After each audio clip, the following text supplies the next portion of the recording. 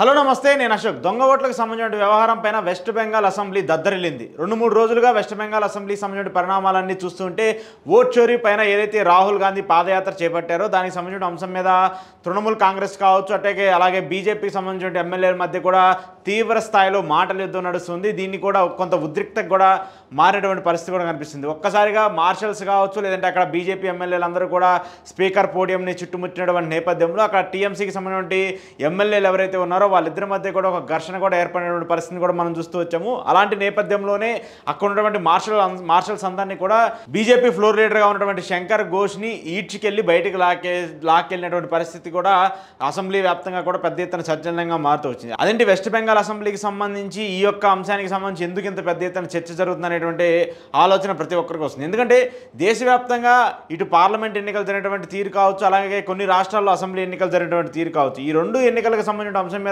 పెద్ద ఎత్తున విమర్శలు వస్తూ ఉన్నాయి.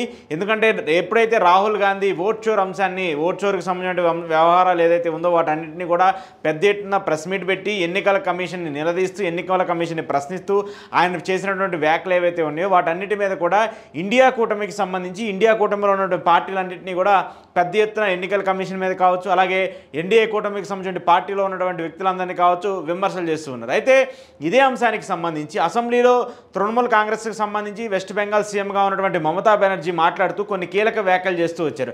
ఆవిడ చేసినటువంటి వ్యాఖ్యలు ఏంటంటే నెక్స్ట్ మరొక 2 సంవత్సరాల్లో వెస్ట్ బెంగాల్కి సంబంధించిన ఎన్నికలు కూడా రాబోతున్నటువంటి నేపథ్యంలో అప్పుడు ఎన్నికలు జరిగినా లేదంటే అప్పుడు జరుగుతున్న పరిణామాలన్నీ చూసుకున్నా కూడా ఇక్కడ కూడా బీజేపీ దొంగ ఓట్లను ఎక్కువగా చేర్చి మళ్ళీ ఇక్కడ విజయం సాధించాలని చెప్పేసి ప్లాన్ చేస్తుంది.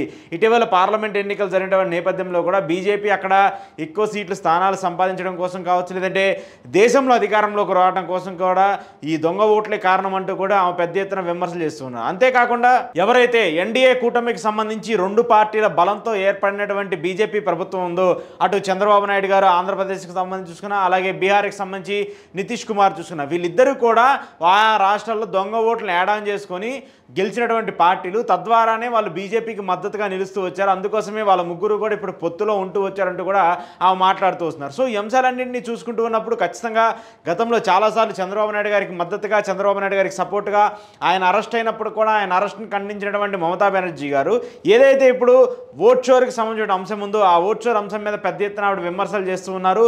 ఆ మోదీతో పాటు, మోదీని ఎదుర్కొనే ప్రయత్నంతో పాటు ఎవరైతే కూటమికి సంబంధించి ఎన్డీఏ కూటమికి సంబంధించి కీలక భాగస్వామ్యంగా ఉన్నటువంటి ఇద్దరు నేతలు, ఇటు చంద్రబాబు నాయుడు గారు కావచ్చు, అలాగే నితీష్ కుమార్ కావచ్చు, వీళ్ళిద్దరికి సంబంధించుకోవచ్చు, వీళ్ళిద్దరూ కూడా దొంగ ఓట్లకు సంబంధించిన అంశాలు చూసుకున్నా లేదంటే ఈవీఎంలకు సంబంధించిన మద్దతుతోనే అటు బీజేపీతోనే పొత్తులో ఉండి ఆ పొత్తులో భాగంగానే ఆ రాష్ట్రాల్లో వాళ్ళు గెలిచారంటూ కూడా మమతా బెనర్జీ గారు మాట్లాడుతూ ఉన్నారు. ఎందుకంటే ఇప్పటికే ఈవీఎంలకు సంబంధించిన ప్రక్రియ కావచ్చు, లేదంటే దొంగ ఓట్లకు సంబంధించిన అంశం కావచ్చు పెద్ద ఎత్తున దేశవ్యాప్తంగా చర్చనీయాంశంగా అవుతుంది.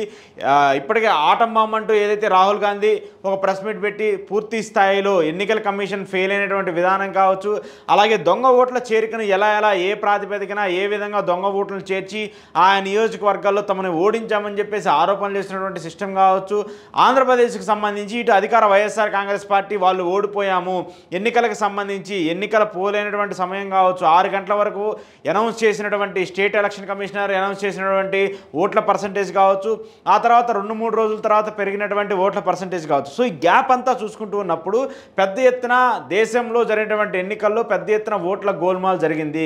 దానికి సంబంధించి ఇప్పుడు పరిస్థితి అంతా కూడా ఇలా మారిందంటూ కూడా అందరూ కూడా ఆరోపణలు చేస్తున్నారు. సో ఇటీవల అన్ని రాజకీయ పార్టీలు అందరూ ఆరోపణలు చేసినటువంటి నేపథ్యంలో తాజాగా వెస్ట్ బెంగాల్ అసెంబ్లీకి సంబంధించి వెస్ట్ బెంగాల్ అసెంబ్లీలో ఇటు తృణమూల్ కాంగ్రెస్ ఓట్ చోర్ అనేటువంటి అంశాన్ని వాళ్ళ అసెంబ్లీలో లేవనెత్తితే ఇటు బీజేపీ ఎంపీలు కావచ్చు, లేదంటే కమ్యూనిస్ట్ పార్టీకి సంబంధించిన ఎమ్మెల్యేలు కావచ్చు, వాళ్ళందరూ కూడా అక్కడ మాట్లాడింది జాబ్ చోర్ అంటూ కూడా వాళ్ళు మాట్లాడుతూ వస్తున్నారు. వెస్ట్ బెంగాల్లో జరిగినటువంటి జాబులకు సంబంధించిన అంటే గవర్నమెంట్ ఉద్యోగాలన్నింటికి కూడా ఎవరైతే డబ్బులు ఇస్తారో ఆ ప్రాతిపదికన వాళ్ళందరికీ కూడా డబ్బులు తీసుకొని ప్రభుత్వ ఉద్యోగాలన్నింటినీ కూడా ఎగ్జామ్స్ పరిస్థితిలో కాకుండా వాళ్ళందరినీ కూడా డబ్బులు తీసుకొని ఇచ్చారంటూ కూడా పెద్ద ఎత్తున ఆరోపణలు చేస్తూ వచ్చారు. సో అక్కడ అది కూడా ఒక పెద్ద ఎత్తున వేల కోట్లకు సంబంధించిన స్కామ్ అంటూ కూడా మాట్లాడుతూ వస్తున్నారు. సో ఇలాంటి పరిణామాలన్నీ చూసుకుంటూ ఉన్నప్పుడు ఇటు తృణమూల్ కాంగ్రెస్కి సంబంధించి అక్కడ వెస్ట్ బెంగాల్ సీఎంగా ఉన్నటువంటి మమతా బెనర్జీ ఓట్ చోర్ అంశాన్ని పెద్ద ఎత్తున తీసుకొస్తున్నారు. ఇప్పటికే దేశవ్యాప్తంగా బీజేపీ పైన, ఎన్డీఏ పైన, ఇండియా కూటమికి సంబంధించిన ఎంపీలు కావచ్చు, లేదంటే ఇండియా కూటమికి సంబంధించిన పార్టీలు అందరూ కూడా ఓట్ చోర్ అంశాన్ని పెద్ద ఎత్తున తీసుకొస్తున్నటువంటి నేపథ్యంలో తాజాగా తృణమూల్ కాంగ్రెస్కి సంబంధించి వెస్ట్ బెంగాల్ సీఎంగా ఉన్నటువంటి మమతా బెనర్జీ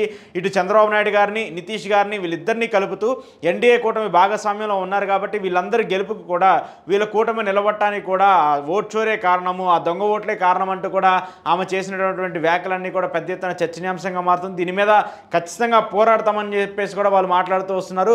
రాబోయే కొన్ని రాష్ట్రాలకు సంబంధించి అసెంబ్లీ ఎన్నికలు ఏవైతే జరుగుతూ ఉన్నాయో ఆ రాష్ట్రాలకు సంబంధించిన అసెంబ్లీ ఎన్నికలు జరిగినా అక్కడ బీజేపీ గెలిచినా కూడా అవి దొంగ ఓట్లతో గెలిచేటువంటి ఎన్నికలే తప్పితే అది ప్రజాస్వామ్యంగా ప్రజలు వేసినటువంటి ఓట్లు కాదంటూ కూడా ఆవిడ మాట్లాడుతూ వస్తున్నారు. సో ఇప్పటికే అన్ని పార్టీలన్నీ కూడా ఈ అంశానికి సంబంధించి పోరాటం చేస్తున్నటువంటి నేపథ్యంలో రాబోయే రోజుల్లో ఈ ఓట్ చోరీకి సంబంధించిన అంశం కావచ్చు, అలాగే ఎన్నికల కమిషన్ చేస్తున్నటువంటి తీరు కావచ్చు, ఎన్నికల కమిషన్ ప్రస్తావన కావచ్చు, వాటన్నిటినీ కూడా ప్రశ్నార్థకంగా మారే పరిస్థితి కనిపిస్తుంది. ఇప్పటికైనా దీని మీద పూర్తి స్థాయిలో ఎన్నికల కమిషన్ ఏమైనా క్లారిటీ ఇచ్చి ఇంత పెద్ద ఎత్తున విమర్శలు వస్తున్నటువంటి నేపథ్యంలో దానికి సంబంధించి పూర్తి స్థాయి క్లారిటీ ఇచ్చే ప్రయత్నం ఏదైనా ఎన్నికల కమిషన్ చేస్తుందా, లేదంటే ఈ ఎన్నికలకు సంబంధించిన ప్రక్రియను కావచ్చు, ఎలక్షన్ కమిషన్ కావచ్చు, వీళ్ళిద్దరినీ కూడా రాజకీయ అంశాల కోసం రాజకీయ పార్టీలు వాడుకునే పరిస్థితులు ఉంటాయనేది కూడా చూడాల్సి ఉంది.